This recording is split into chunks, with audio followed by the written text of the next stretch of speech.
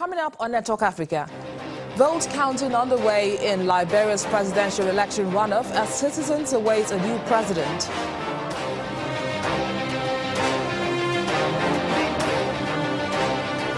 And authorities in eastern Libya drum up support to rebuild Benghazi, which was destroyed during 3 years of fighting.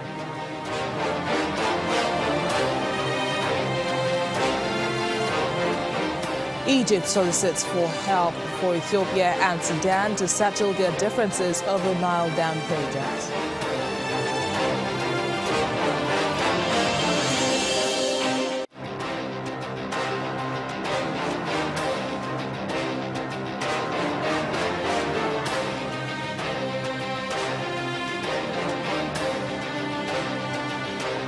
Hello everyone, I am BC Adebayo. Vote counting is underway in Liberia after the delayed runoff presidential election between Vice President Joseph Boakai and former international footballer George Weah. Although turnout of citizens was low, the results, which are expected later this week, will lead to the first smooth transfer of power in 73 years. Mr. Weah had won the first round but could not secure the required 50% of the votes for an outright victory during the October 10 election. Legal challenges had delayed the vote after the opposition alleged that results were marred by massive fraud and irregularities.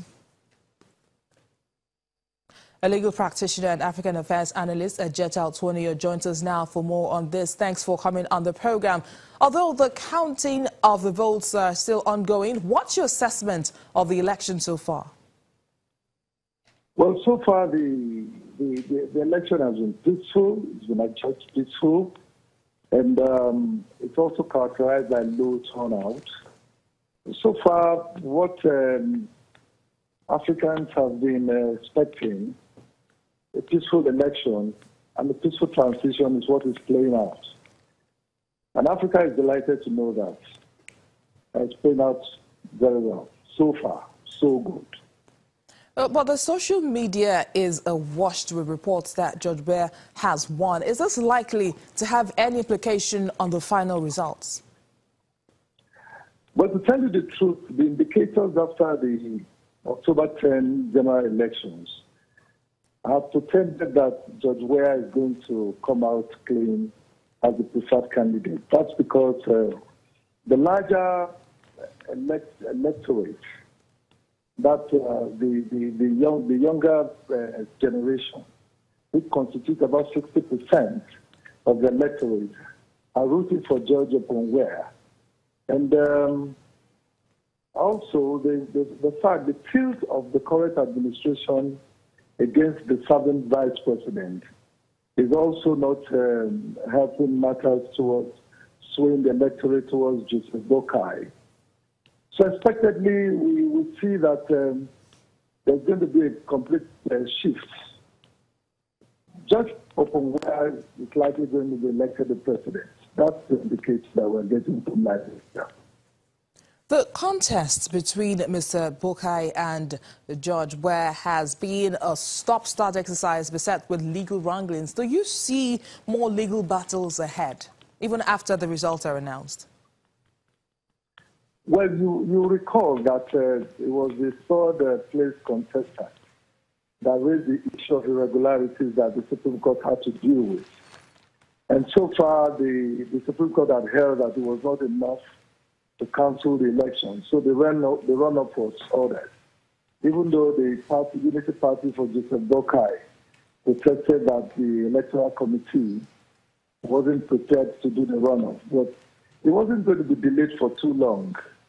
And again, because of the very fragile situation in Liberia, every stakeholder has been wanting to put this behind the heat. So I think it's a fitting thing that the Electoral Committee is going on with the runoff, so that once and for all, a peaceful transition can be effected in the oldest African democracy or African Republic since 1944, because there really hadn't been a peaceful transition from a democratically elected government to another since 1944. And that's significant. So Africans are waiting with bated breath to see that this watershed is achieved. Now, Mr. Boakai is 73 years old and he's been Liberia's vice president for 12 years. But he does not seem to enjoy the support of his boss, that's President Ellen Johnson Sirleaf. Could this be the driving force for him to seek the presidential ticket this time? You would notice that in the twilight of this administration, there have been bickerings within the administration because of some not so pleasant actions by Johnson and Sirleaf. And you may not tell directly whether Mr. Boakai had been a party to some of these unpleasant happenings. But clearly, Johnson Sirleaf had not shown any support towards her vice president. And it's so clear. You will notice that recently there was a groundbreaking event in which she openly invited Openware to witness. That was a tacit endorsement of Openware as a likely successor. So it's in the open that Mr. Boakai is not enjoying the support of Sirleaf. It's in the open. So it doesn't speak for anything. Anyone is entitled to support who he or she wants to be his or successor. So I don't think it counts for anything really. It's the electorate that will ultimately decide who rules Liberia ultimately. Although there's been no smooth transfer of power in Liberia in 73 years, but why is this election so important for that country? Now, that's the major factor, the most important factor that you just mentioned. Now, it's very important to Africa and the entire world. That country had suffered so much in terms of internal wrangling, insurgency, and 2 civil wars.